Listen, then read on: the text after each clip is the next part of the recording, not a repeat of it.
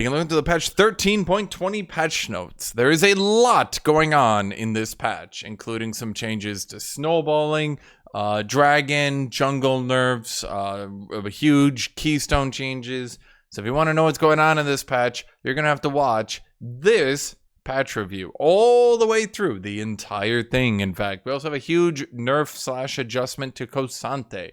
So before we go into this, yes, you can use me as a podcast, put me on a second monitor, do all that. You can watch this entire video by not watching it and instead having it on your second monitor. What do we have up first? The Jax Visual update. That's right, a visual update to Jax. That's it. A lot of people seem to think that this is going to be like a buff or something. No, it's literally just a visual update for Jax. The buffs for Jax happened like a year ago. There's no buffs. There's no changes. He just looks different, okay? He'll probably see a little bit of a win rate increase because his like attack animation will be better. If I had to guess, I don't know for sure, but if I had to guess, that typically actually happens when like really old champions get a visual update. They actually tend to be stronger by a little bit because their animations are better, okay? Now, I can't promise that'll happen. It did happen with KEYSTONE though. So up first, we have nerfs to Akshan. Why do we have nerfs to Akshan? Well, that's because Riot finally is admitting. See, a bit ago, they made Akshan tankier, but lowered his damage by an imperceptibly low amount. Unfortunately, when they lowered his damage by an imperceptibly small amount, but made him tankier, the problem is that they removed his only counterplay, which was trying to one-shot him. Shocking, I know. The only thing you could do to beat Akshan was to one-shot him, and they made that significantly harder to do. Then they lowered his damage by an imperceptibly small amount, which did absolutely nothing.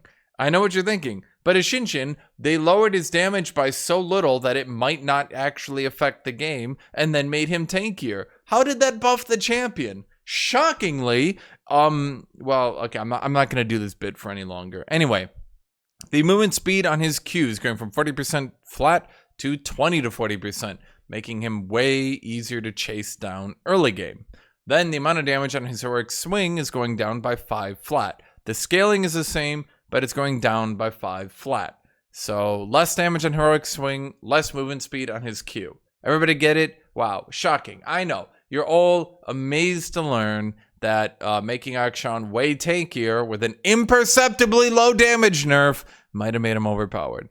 Bel'Veth getting nerfed. Why?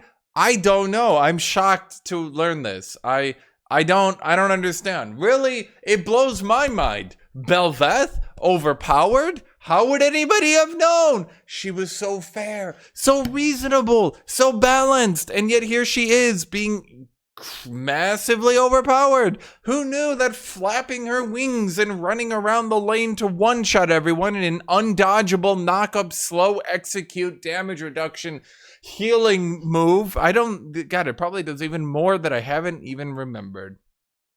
Anyway, the amount of attack speed she gets from her passive is going down. After casting a spell, she goes from 25 to 50% attack speed to 20 to 40% attack speed. That is 5% less attack speed early in the game, 10% less attack speed later in the game. So, in other words, wow, ooh, boy, that's bad. It also scales harsher, as in it gets less in the early game.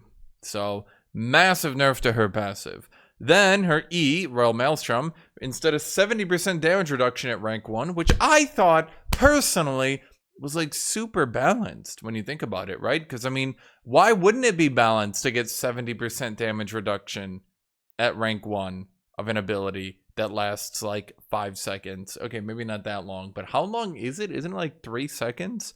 Who knew? I didn't know. That's crazy. That's crazy. That 70% damage reduction for that long might be overpowered. Anyway, they're lowering it from 70% flat at all ranks to 42 to 70%. Wow. That is a significant nerf in the early game. Good job, Riot.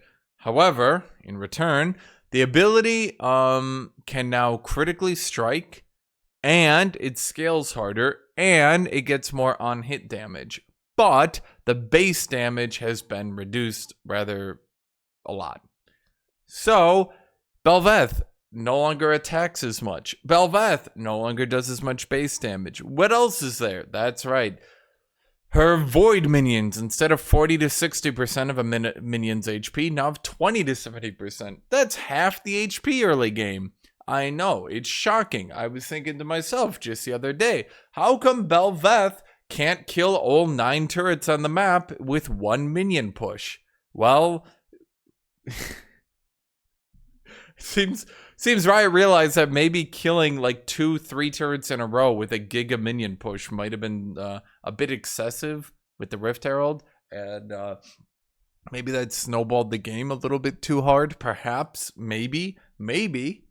In addition, her out-of-combat movement speed is getting reduced early game. Why? Who knew that Bel'Veth getting her true form and then whoop, and just sprinting it into a lane to kill people? Who knew that might be a little bit overpowered? Anyway, so basically, in totality, less attack speed, less base damage, and her ultimate has been nerfed pretty hard in the early game. Bel'Veth, yeah. I really don't have any other jokes here. These two champions were just so overpowered, there was really nothing to discuss about them. I didn't really need to say anything interesting. They were both just catastrophically overpowered and have been for quite some time, and now they're finally getting nerfed. Galio. What do we got here? So, basically, Galio, what's the right way to put this? His cooldowns are too long. The cooldowns are too damn long. So in return, Shield of Durand. Its cooldown's going from 18 to 16 to 18 to 14. That's 2 seconds reduced cooldown at rank 5. In addition, the amount of time it takes him to get his shield back up is going from 12 flat to 12 to 8, scaling down at levels 6 and 11. So in other words, Galio might be able to get his magic damage shield more than once per eternity mid to late game. Good job on that, Riot. You actually decided to push Galio's cooldowns down for once. Still pretty long, but now they're shorter, so maybe he can get a second rotation literally ever. Speaking of terrible choices, although this Galio buff was a good idea, this Jinx buff is interesting. Her health growth has gone up. Instead of 100 health per level, she now gets 105. In addition, Riot is trying to tone down the amount of snowballing in this patch. So they're making it that the attack speed bonus from Get Excited now stacks, so that if Jinx gets fed, she will snowball harder. This is the joke. I don't know. Her ultimate is also getting its cooldown reduced from 75 to 55 to 70 to 50. That's 5 seconds reduced cooldown. Then, the amount of damage flatline that her ultimate does is getting increased. Her ultimate will do a tiny bit more damage, and it will get a tiny bit reduced cooldown. More health, more attack speed, more damage, less cooldowns, more Jinx. K'Sante! Okay, there's not enough time in this video to go over all the K'Sante changes, so I'll try to go over the general ideas of them all. Okay? You can no longer flash during K'Sante's Q, third Q. Does everybody get that?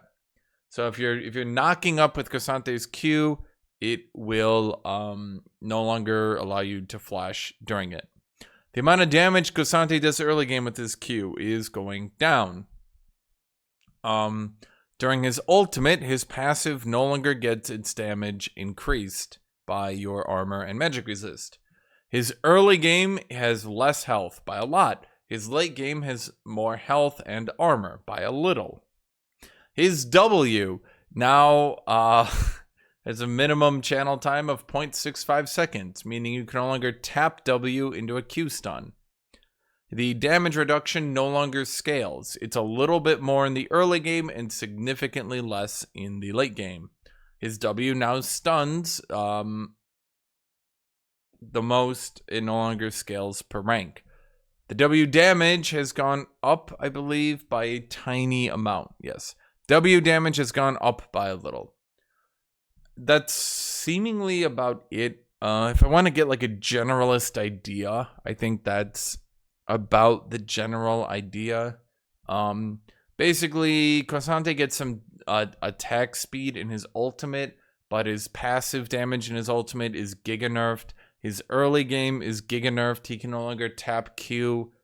So he can no longer flash during his Q stun. He can no longer tap W into a Q stun. And if he ults, his ultimate resets his Q, so he can no longer Q3 after an ultimate. And his ultimate damage has been reduced unless you hit a wall with it. So basically just nerfs everywhere, but he got some attack speed on his ultimate. I really do not have high hopes for this Kosante. I think the champion is basically dead after this. Cool. Kai'Sa loses 3 base armor. That's it. She's one of the most giga overpowered champions in the entire game, but they seemingly wanted her to show up at Worlds.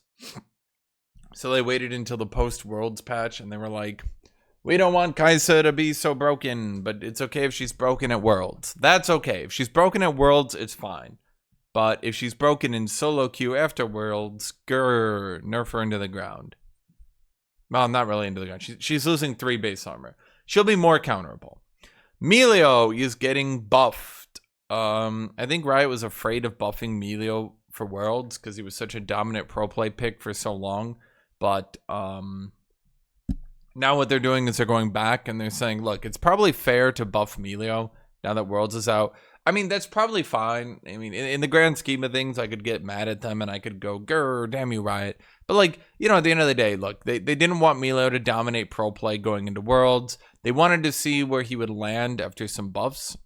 So now his passive allows him to proc Hextech Putrefier. That's a healing debuff item.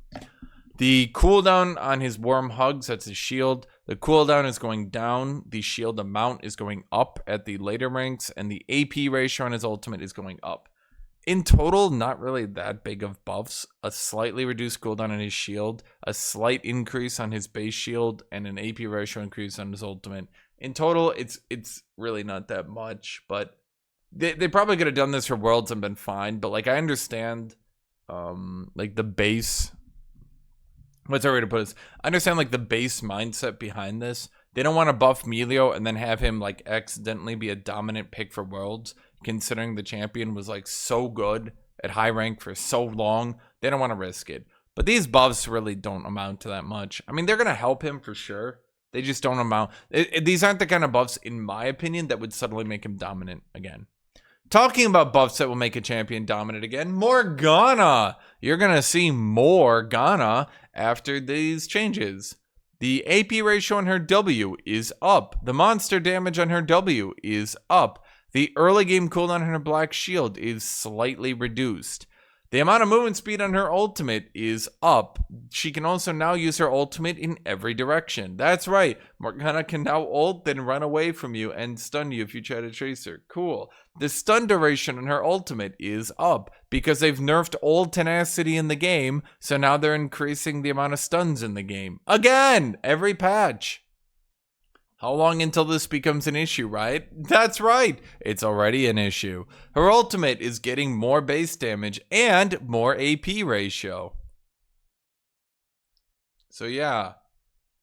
That certainly is gonna be a thing. All of this is gonna be a thing. Oh my god. These are so many buffs when I look at them.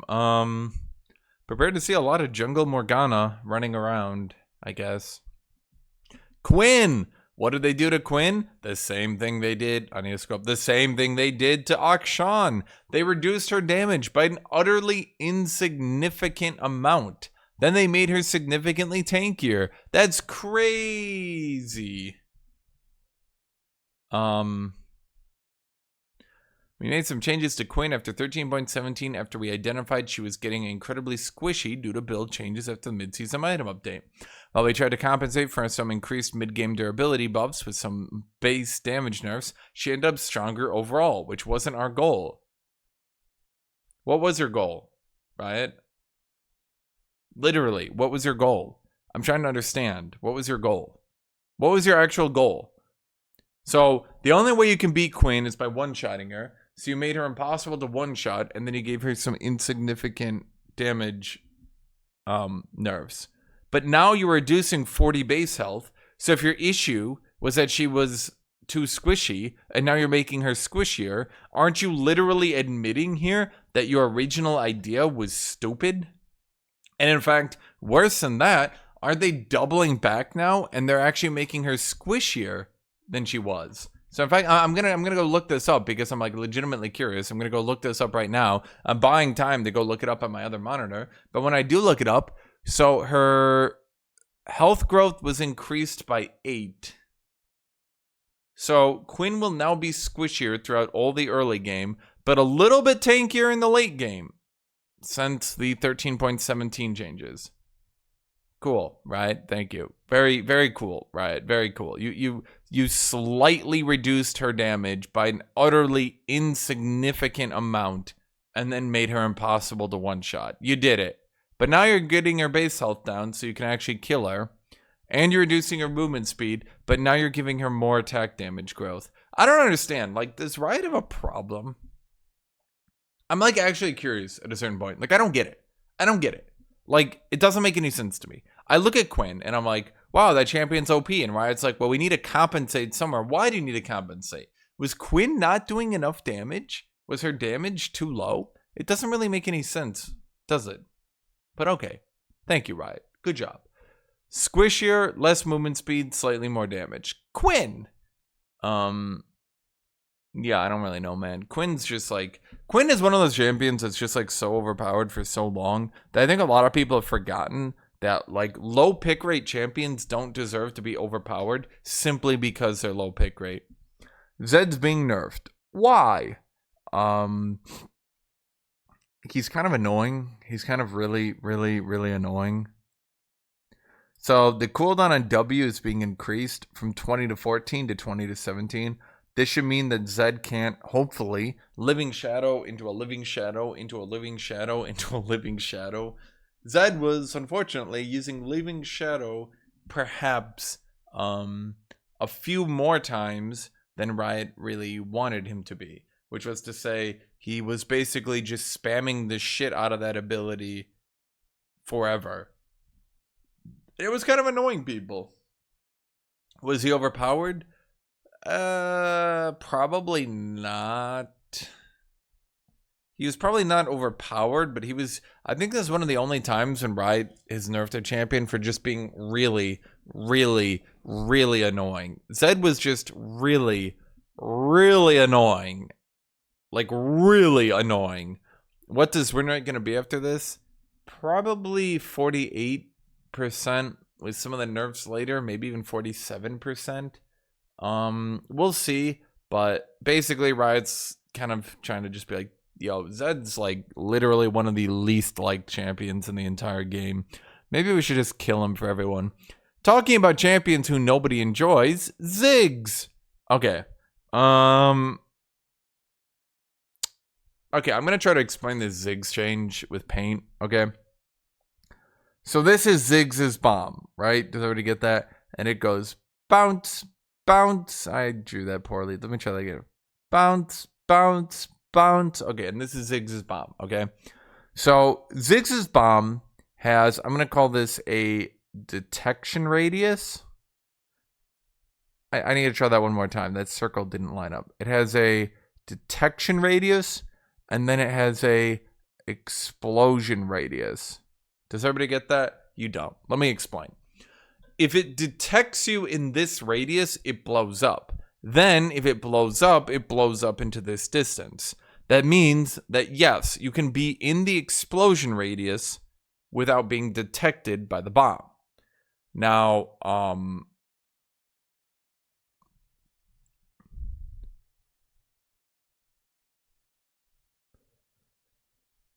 they want to increase the radius of his Q while still retaining... I need to look up the actual numbers here just to like double check and be sure. So just give me 1 second. Yeah. So basically they're wording it very poorly. Explosion hitbox. That's not exact. Basically this green, the amount it can detect you at is being increased, but the amount it actually explodes into is not.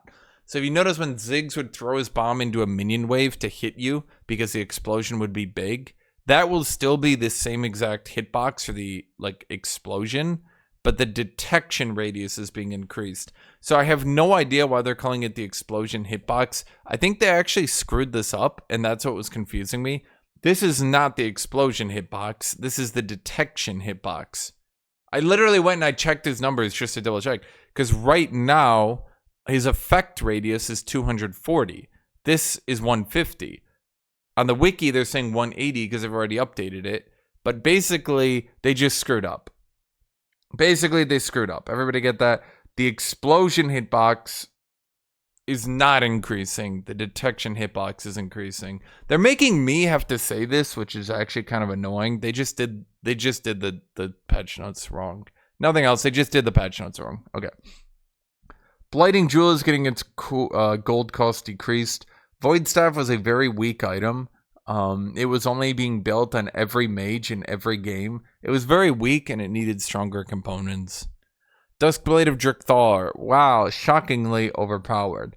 The damage amplification is going from 0 to 18% to 0 to 16%. Shocking, I know. Who knew that giving another damage multiplier to champions might make them a bit overpowered? That's crazy. Outrageous, in fact. Champions like Kai'Sa building Duskblade of Drakthar obviously never proved anything at all, ever. Obviously, the champion was perfectly 100% balanced forever.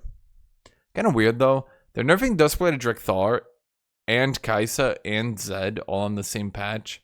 Won't that mean that Zed will reach like 47% win rate?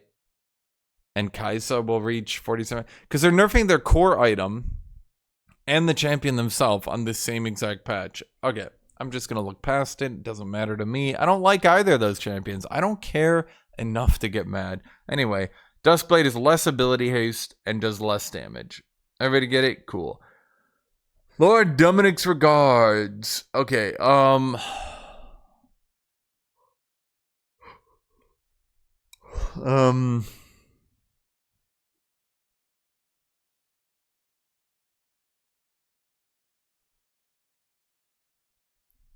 don't really know what they're saying here. Basically, Lord Dominic's regards will now... They're oh, God. Okay, whoever did the patch notes is... I don't think...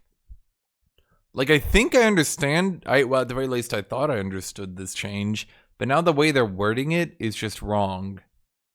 Basically, Lord Dominic's regards got a buff and a nerf on this patch. It shouldn't really affect your gameplay. It shouldn't really be a nerf or a buff to the item. I don't really know if that's true, but they're writing... So basically, under the original patch notes, they put something else, and now they're putting a different thing. And I don't know which one is right. Is this one right, or is the other one right? I don't know. I don't know. Cool. Yomu's Ghostblade is being buffed. Instead of 3 to 12 lethality on its Spectral Shard, it'll be 7 to 18 lethality on its Spectral Shard. So... Okay. Now we're on to the big jungle nerfs. Okay.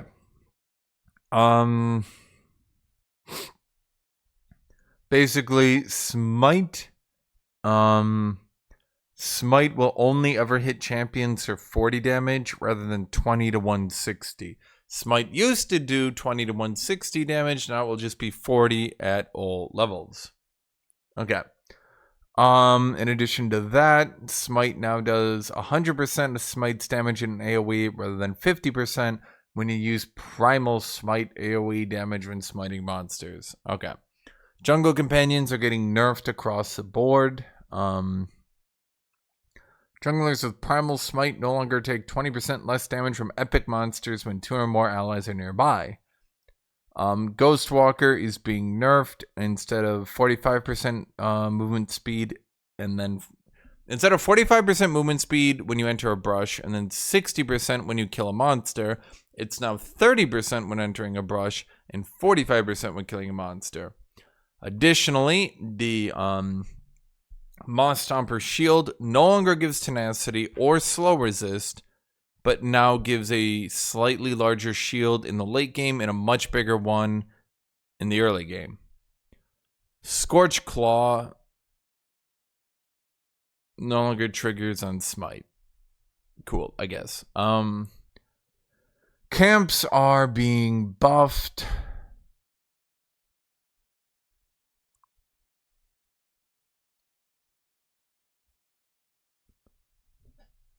I'm not, this is, okay. Do I really want to read all these? I don't think I do.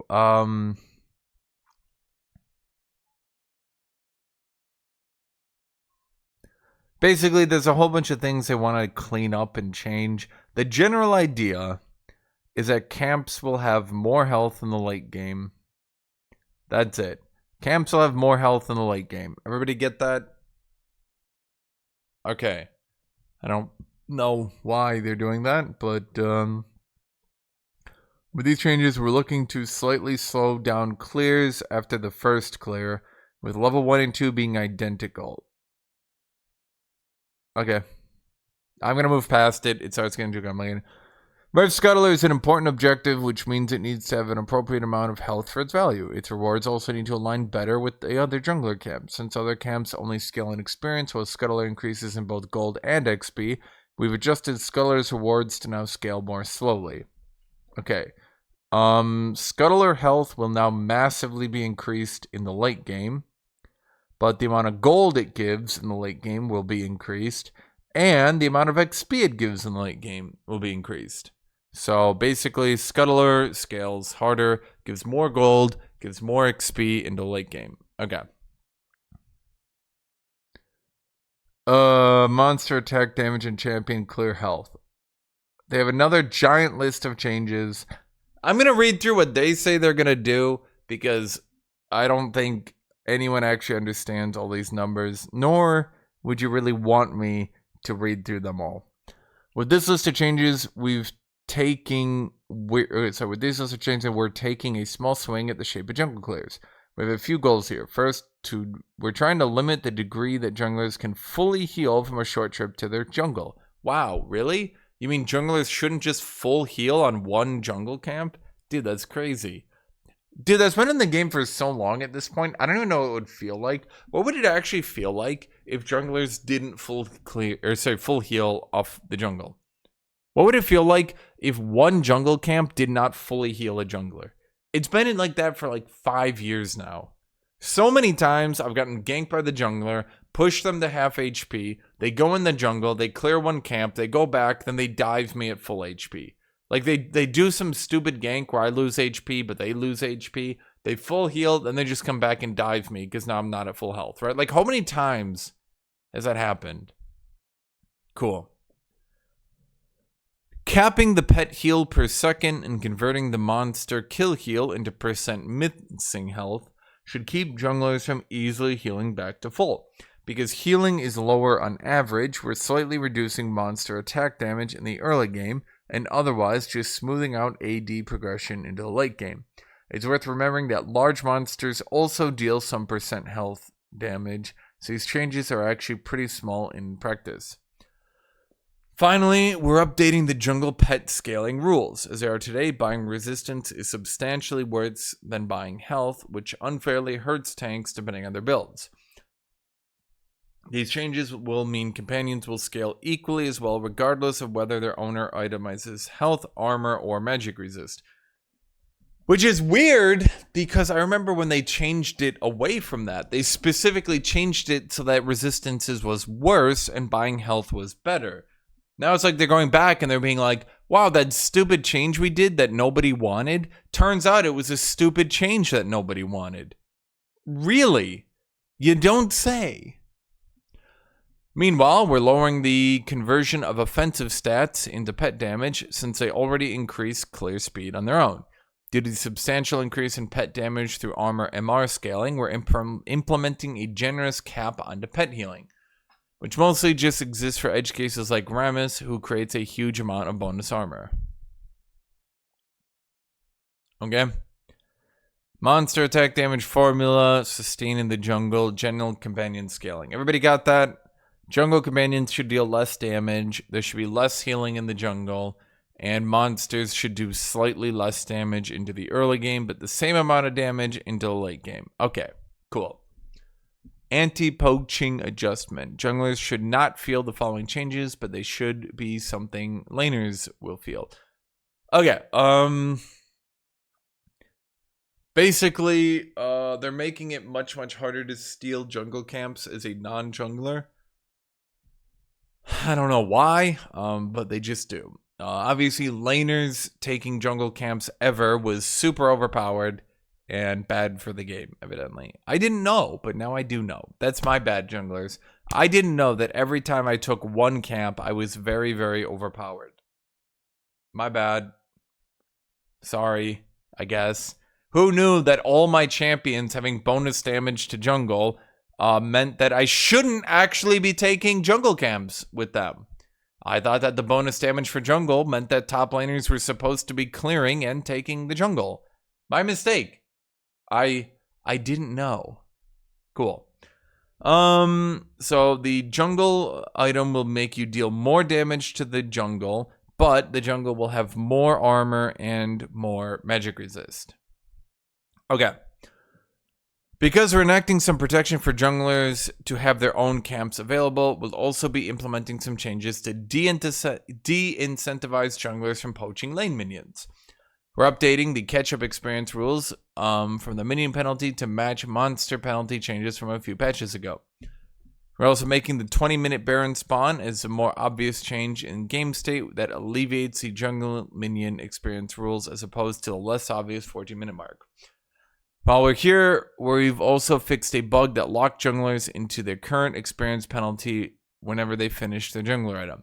Overall, these changes amount to roughly 8% less minion experience than they give today for the early and mid game.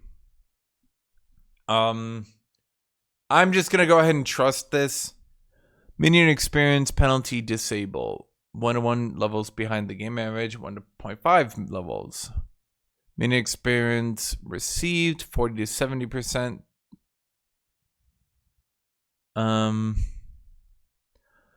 Okay, so it looks like in effect junglers will get less XP from the minions early game, and if they've fallen behind and they have less if basically catch up XP no longer will, oh god, what's the right way to put this? I don't know, just use their ruling. I don't know how to describe it properly. Basically, junglers get less XP from the jungle. It's like, jungle get less XP from minions. They want you to go into the jungle to get your XP. Everybody get that? Junglers should not be rewarded for kind of duoing the lane as much. Basically, if a jungler tries to duo the lane to just get XP by, like, you know, ganking, then pushing the lane, that'll give less XP. And they get less catch-up XP for it as well. However, to try to balance, I already know what this is going to say because I've read through this on their thing earlier. Basically, starting items will be buffed. Doran's Blade, Doran's Ring, Doran's Shield, Dark Seal, Relic Shield, Steel Shoulder Guard, Spectral Sickle, and Spell Thief's Edge all get more stats. This is to make laners stronger and to make junglers weaker. They all get more health and ability power and damage. Everybody get that? Okay. Apparently Dark Seal is not unique with other Doran's items. So now you can do Dark Seal and Doran's Ring? Huh. There's now a rule, all champions may now only buy one Doran's item. So in other words, those people who tried to start Longsword Riven because their champion is so overtuned early game, they can just go Longsword into Warhammer Rush. They will be penalized for that. Doran's Blade gives more damage, more health. Doran's Ring, more blah, blah, blah. Doran's Shield, because it doesn't give damage or ability power, it now just heals for slightly more. Wait, what? Maximum is unchanged. I don't know. I think they're trying to... Oh, whatever. Water Walking, because Water Walking was the jungler rune for junglers to jungle on. Water Walking gives way less movement speed, but gives a little bit more adaptive force early game. Basically every jungler was going water walking because it was just really overpowered for them to just like walk through the river with hella movement speed. That's about it. So water walking is nerfed pretty hard to try to tone down the jungle. Now for the anti-snowballing. Basically, the game snowballs too much. What is Riot going to do? Now, I could read through all these changes and you would be very bored. I assure you, you'd be very bored as I read through all the changes. So let me just go through the gist of them, okay? All dragon buffs are nerfed. Cloud, Hextech, Infernal, Mountain, and Ocean all are nerfed. Chemtech Dragon is not nerfed because it was really bad and continues to be really bad. Chemtech Dragon was one of the most useless dragon buffs in the entire game. It was pretty common that like if you got a Chemtech into a Cloud that you might as well have not gotten 2 dragons. So Chemtech wasn't nerfed because it was already worthless. Everybody get that? Okay. Dragon souls are being buffed because they want individual dragons to be weaker. So like getting 2 or even 3 dragons doesn't just kind of win the game. But they want dragon souls to be stronger so that getting a completed soul is still good. Cloud, Hextech, Infernal, Mountain, and Ocean are all buffed. Chemtech Soul is not buffed because Chemtech Dragon was not nerfed. Everybody get that? Okay. Rift Herald now only gives 100 local gold instead of 200, generating 100 less gold per take. Baron Nashor now has more base HP, so he is now harder to take. So let's get through all this. Dragons nerfed, Dragon Souls buffed, Rift Herald nerfed, Baron. Baron got nerfed, but like he didn't get nerfed because like he's weaker. He got nerfed because like it's harder to take him. Baron got more HP, which is nerfing taking Baron because now it's longer to take Baron, which is a good change. Baron was definitely way too rushable. With all the giga damage they've done to, well, you know, damage, Baron was way too easy to take. It was way too common to see a team disappear for like 10 seconds and Baron would be gone. There wasn't really enough space to like play around Baron.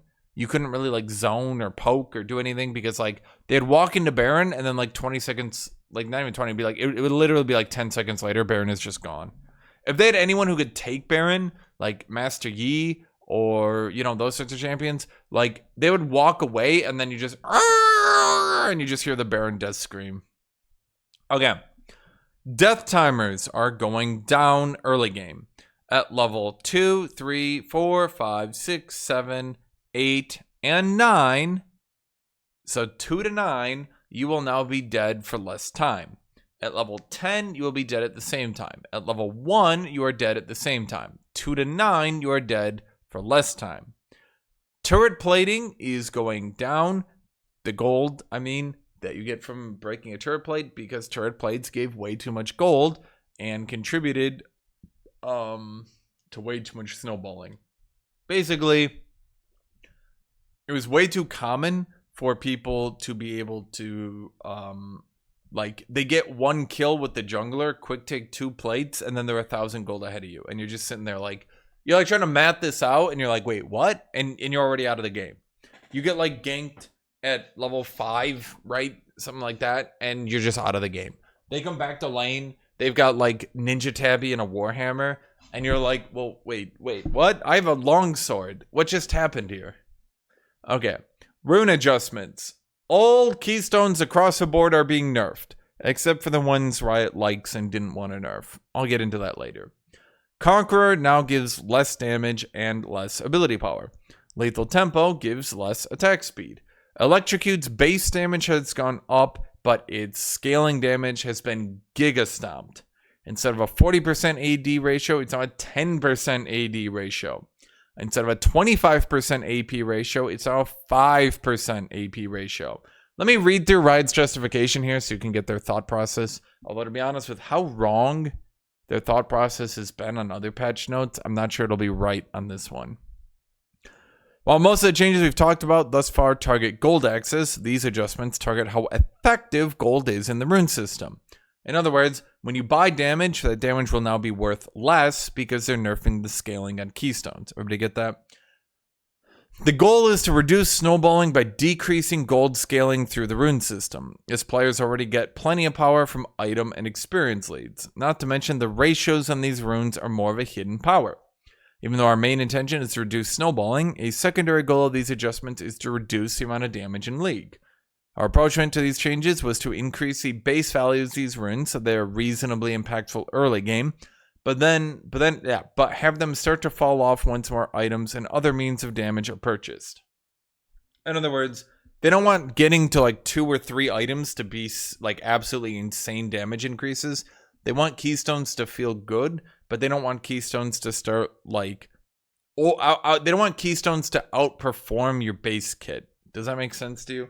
Because like, it was pretty common for like, you know, Conqueror Zed or Electrocute Zed that, you know, getting that electrocute damage in would start, you know, because like when you look at it, Electrocute would be 180 plus 40% AD, right? Like, I know that doesn't seem like a lot, but when you really look into it, what is Zed's E damage? His Shadow Slash. His Shadow Slash was 145 plus 65% AD, meaning Electrocute almost did as much damage as a Shadow Slash.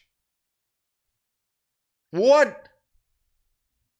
Do you get it? So the problem was, these were just doing too much damage. Like, to give you an idea, like Dark Harvest, it was very common for Karthus with Dark Harvest that like a fourth of his ultimate damage ended up being Dark Harvest, which I don't think was really the intention, you know, that like Dark Harvest just read Karthus' ultimate gets a 25% damage boost, right? Like it's just not really intended. Okay. So Dark Harvest is going from 20 to 60 to 20 to 80, but it's going from 25% bonus AD to 10%. Huh. And then from 25% AP, sorry, 15% AP to 5%. Actually, Electrocute gets like nerfed into the ground, and then Dark Harvest gets like a slap on the wrist. Dark Harvest and Electrocute will now have the same AD and AP scaling. Dark Harvest will have less base AD, but the +5 per soul, and then also usable like 2 or 3 times in a fight more often. I think they kind of, well, whatever. I'm gonna move past it. Whatever. Arcane Comet from 30 to 100 damage to 30 to 130 damage, but these scaling once again slashed.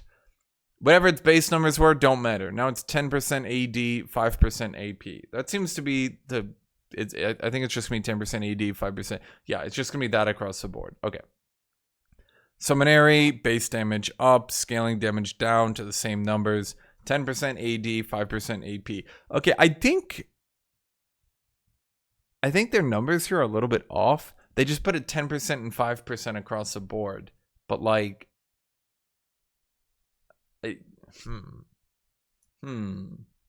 Summonary was particularly overpowered, so it's a good idea that they're nerfing its AP ratio so hard. A lot of people didn't know that Summonary, like if you were an enchanter and you're using Summonary on someone, like if you're playing Lulu or Ivern or something like that, and you continue to Summonary onto a person, I think a lot of people didn't know, like that Summonary shield stacked up so high, it was actually kind of insane. It was pretty common for Summonary to like be literally half your shield strength. Like until the late game, like once you maxed everything out, blah blah blah.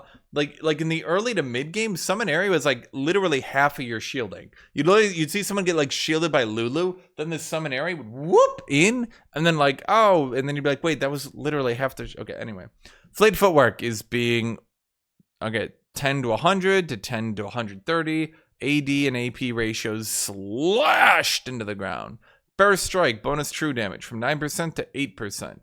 Taste of Blood, which is kind of weird, not gonna lie. Of all things, Taste of Blood. Anyway. Base healing up, bonus healing ratios down. So what was not nerfed that you're noticing here? That's right. Phase Rush, not nerfed. Phase Rush, one of the most OP keystones in the game that completely warps several matchups. Not nerfed. Graspy and Dying, not nerfed. Why? I don't really know. I think they feel bad because the last time they nerfed Graspy and Dying, it was like a really big nerf for tanks. And they didn't really compensate them with anything. Aftershock, not nerfed. Predator, not nerfed. Wait, they took off the Pressy Attack nerfs as well. Pressy Attack, also not nerfed. So, Pressy Attack, Conqueror, Predator... I said not Conqueror. Pressy Attack, Aftershock, Graspy and Dying, Phase Rush. Those are the big ones that weren't nerfed. We'll see where it goes from here, because Aftershock was pretty decent. Graspy and Dying was definitely kind of decent. Yeah. Some ARAM adjustments don't really matter. Behavioral systems. Okay, so what's going on with behavioral system changes? That's right. You can no longer do ARAM / the rotating event modes to get rid of your 5-game ranked restriction penalty.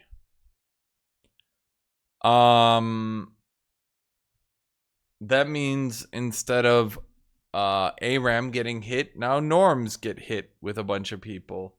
I'm not really sure what the point of this is, but okay. Good job, Riot. You did it, I guess. Ping adjustments. Oh, here's my favorite one. Allied scoreboard pings are now sent to your pre-made party instead of being self-only. Now, if you're in a group with someone, you can ping them and have them see it. For 10 seconds after getting a champion takedown, all allied scoreboard pings directed at your champion are visible to the team. After you kill an opponent, everyone can ping you. Okay. The bait ping has been replaced with the enemy vision ping. And the hold ping has been replaced with the need vision ping. Wow. I'll be honest, need vision ping, I could actually see a use for that. Like if I'm top lane and I need my mid laner to actually ward that mid brush, like between top and mid. You know that brush in the river? If I warded my side and I need him to ward that one, I can finally be like, please, I need vision. The vision cleared ping and the vision ping wheel have been removed. Okay. The hold ping was basically V spam. When you just V back. It was just that one, but yeah. Worlds clashes here. I don't care. Mythic shop rotation. I don't care. Bug fixes. Woo. Okay. Fixed a bug that caused Kraken Slayer and Stormrazor to ignore Shen's W Spirit Refuge. Maybe just make Spirit Refuge like Jax's Counter-Strike already. Fixed a bug that caused Aatrox's movement speed, visual effects. I don't care. Visual specs don't actually do anything. Don't care. Fixed a bug that caused Ilawi's E to not work on Briar unless she was frenzied.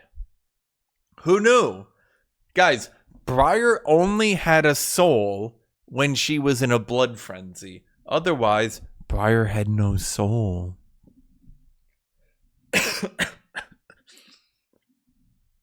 That seems about the only one that actually affects the game.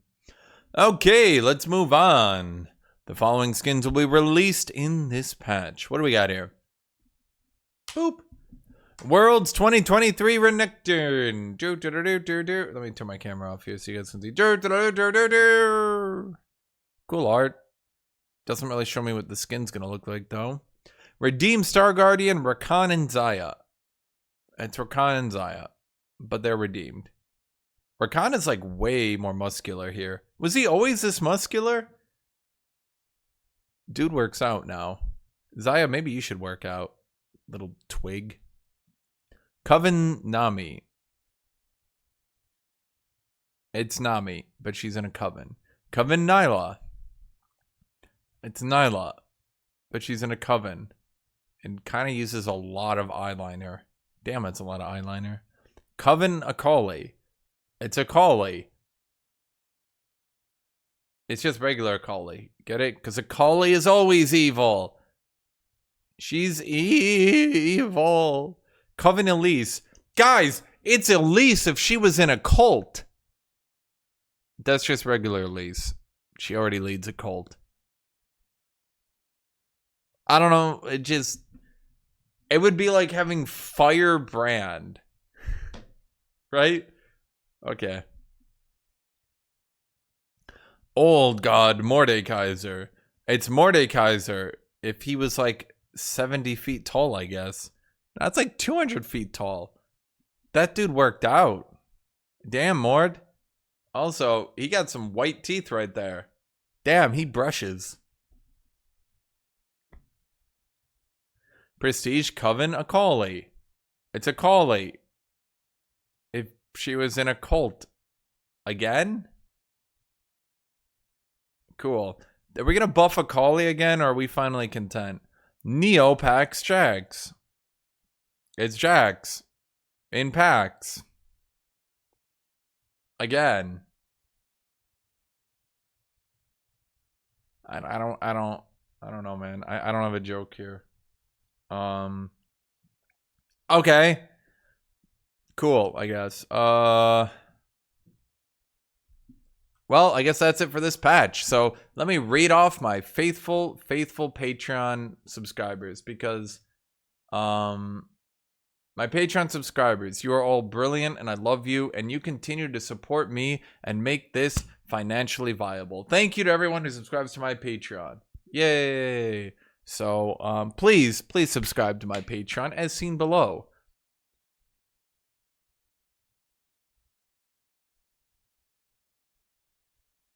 So I'm just noticing so since last month I've less subscribers, but I'm getting more money because more of you moved up the tiers. That literally is like nothing to do with you guys. I just find it funny to me, I guess. Also I'm kind of blind and I keep forgetting how to do this. There we go. Okay. Starting at the top, Monica and Stefan Ortman in the Super Cult. Deep the Heretic and T the Fish as super fans. Alex Tennant, Christoph Marx, Genny Shelbert, Horace the Burb God, Pancho Rodriguez, Tenchi Kanashisa, Destroy, and Sebastian as the Not Occultist Deluxe. Amzarine, Benji, Blazenrock, Creador, Daniel Fiala, Derudor, Yadgod, Fanaku, Fulyuki, Gwenmato, Henson, Kun Arthur, Jordan Panning, Justicier, Kalfo Zeramar, Kujubai, Ludwig III, Manuel, Madame Morgan, Metal M. Morgan, Negative KDA, Noxian Cyan, OMG Clover, Oz, PBNJ, Redaddy, Scorpion, Scott Shapiro, Suki02, Terra, Uvo Plaja, Veno, Vivian, WLC League of Legend, Wolfman, and Jan as the Not Occultist. Thank you all for subscribing to my Patreon, and I appreciate everybody who subscribes and supports Hashinshin. Thank you to my YouTube members, my Kick subscribers. Thank you all, and have a great rest of your day.